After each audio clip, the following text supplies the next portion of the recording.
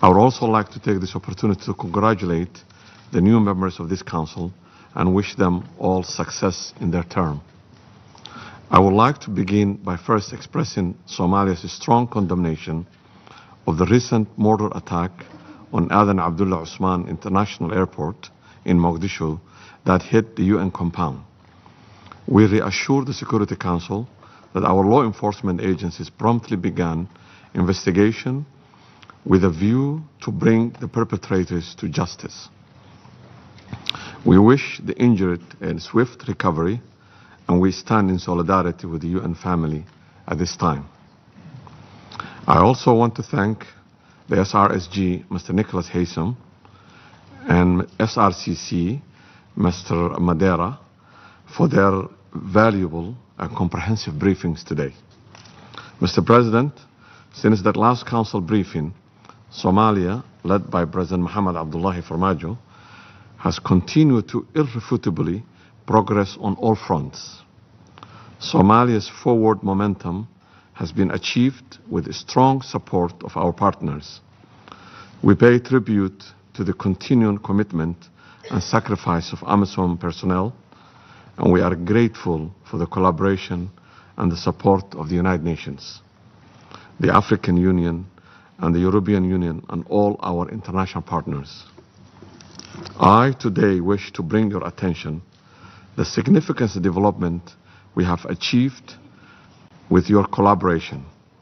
With close to 2 years under the bridge, we have advanced the organizational structure for the implementation of our government's agenda through 4 distinct roadmaps: inclusive politics, security and justice, economic recovery, and social development.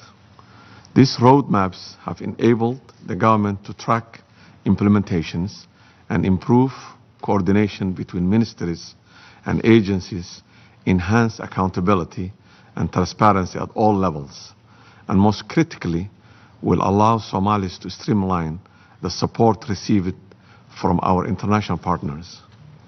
Mr. President, following the 73rd session of United Nations General Assembly, Somalia was elected member of the Human Rights Council for a 3-year term beginning this month. On this occasion, Somalia reaffirms its commitment at the national and global levels to the implementation, promotion, protection of human rights. The principles and standards common to all enshrined in the Charter of the United Nations, the Universal Declaration of Human Rights, and relevant international instruments. In October, Somalia acceded to a convention on the rights of the persons with disability, becoming the 178th country to do so.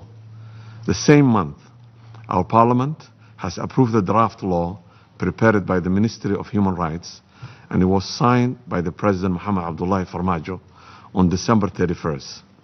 It's a milestone and a tremendous achievement for our country and a great step to promote and ensure a full and equal enjoyment of all human rights and the fundamental freedoms by all persons living with disabilities in Somalia. Directly attributable to this new mode of business, let me also highlight other key achievements we have made. Somalia is rebranding and taking its rightful place in the region. The end of 2018 marked as an exciting time of regeneration and partnership in the Horn of Africa. This new reality will increase regional cooperation to boost economic initiatives and promote peace and security across the Horn of Africa. The agreement is an example of an active role that Somalia can play in the region under President Mohamed Abdullahi Farmajo's leadership. On inclusive politics, we have laid important foundations of our reform agenda by reaching agreement on the electoral system for 2020 and completing 50% of the constitutional review process. To put in place the legislative framework for the election, we have reviewed the political parties law and drafted electoral law.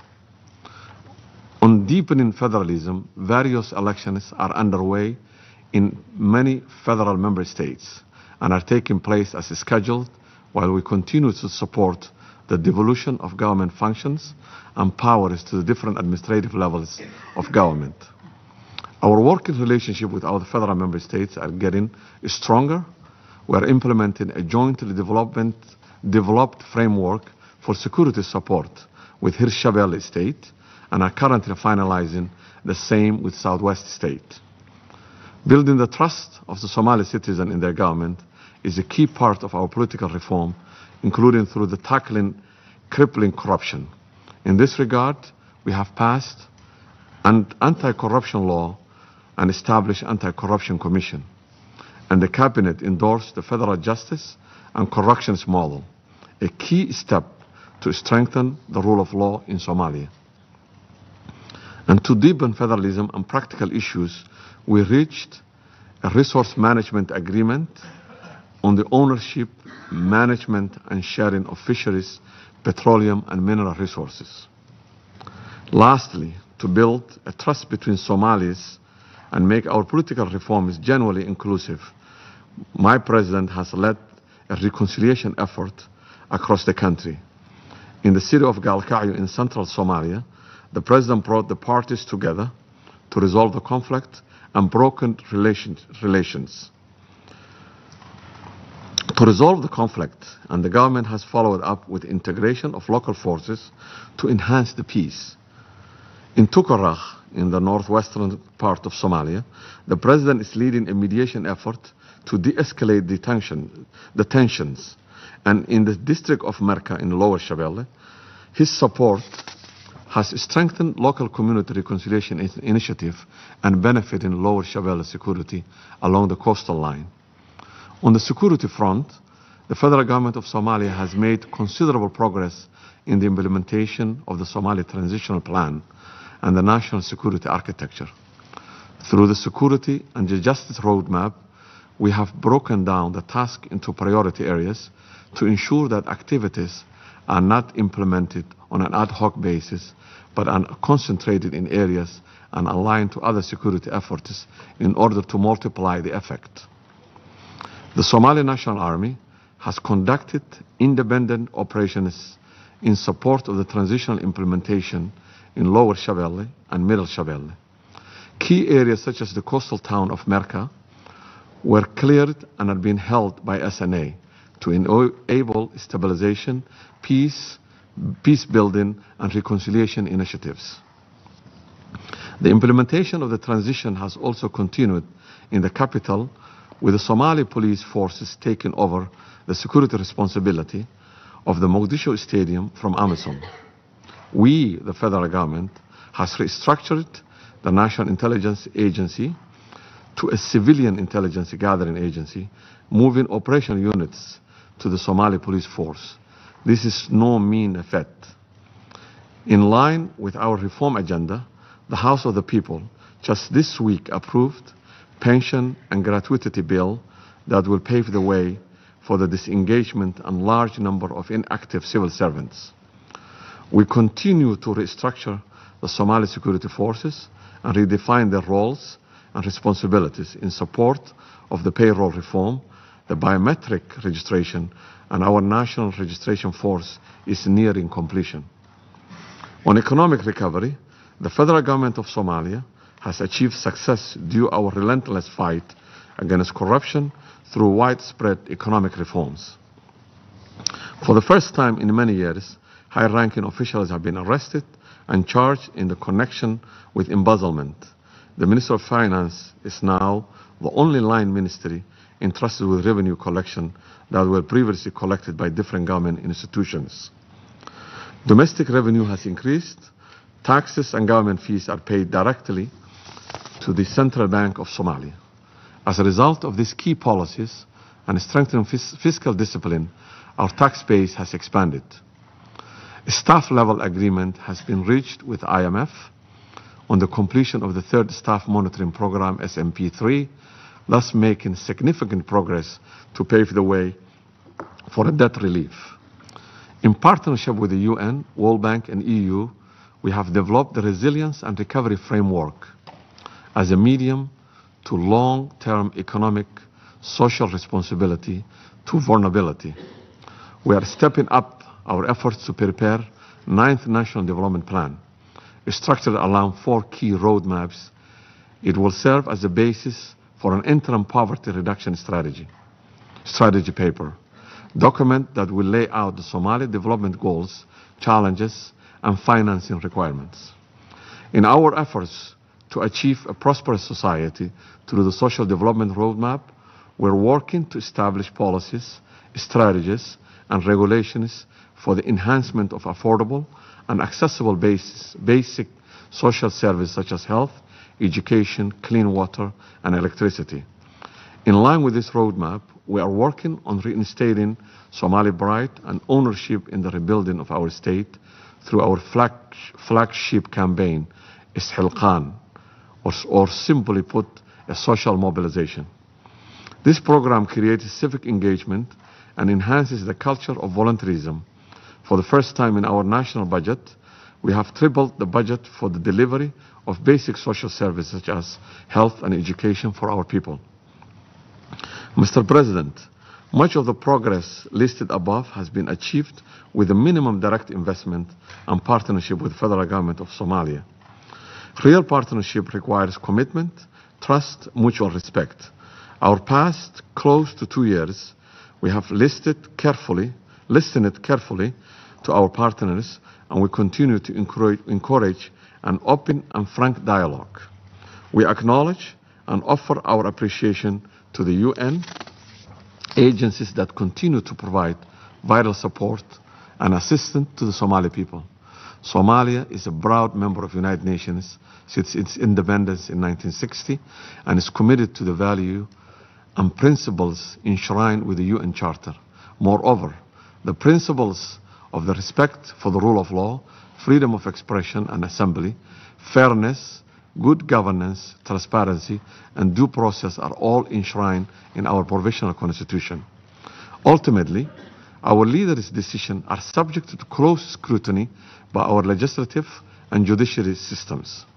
This robust check and balance, while protecting the separation of powers, also ensure accountability and fairness. Recognizing that our government obtains legitimacy, first and foremost from its people, we have ensured that the public engagement is a critical pillar in our approach to governance. That's why this government enjoys the confidence and overwhelming support of the Somali people.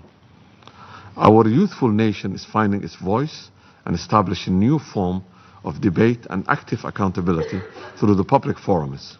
We are proud of our active and vocal citizens, and we encourage their engagement with their government and elected officials. We finally believe that our legitimacy, our credibility, ultimately the impact of our decisions depend on the wishes and interests of our people.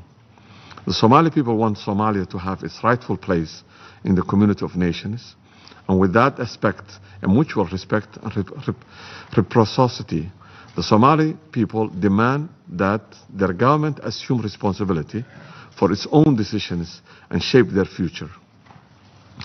Somalia, leading international support, not international support leading Somalia. We therefore have a duty to reestablish Somalia's position in the world and to represent Somalia's interests actively in the world stage. For the pride and protection of the Somali people, we have a duty as their representative to give them a voice and represent their wishes and aspirations. Mr. President, allow me to address the issue at hand. Somalia distinguishes between the institutions that we are part of and individual conduct that has detrimental effect on our fragile nations. Our government is taking Somalia to a new future. It's no more of transitional nature, but a sovereign nation with all its rights and privileges. We are battling against terrorism, clan mentalities, and corruptions. It's our expectation that the leadership of the UN will support that strategic picture. Mr. President, the member states here will agree the proscribed individuals from Al-Shabaab or other terrorist organizations sanctioned by this very institution cannot assume leadership positions without going through a stringent established rehabilitation program. During the last two federal electoral cycles, your representatives in Mogadishu have reiterated again and again that the candidature and potential election of any individual with violent extremism history will represent a regressive step. Therefore, while we strive to reestablish the rule of law and end of culture of impunity, we reject the criticism and attempt to rebrand renewed terrorism as an ice cream salesperson without redeeming themselves. Finally, as a maturing nation undergoing a challenging evolution, we do not shy away from the task ahead of us, as we are hard at work laying foundations for generations to come.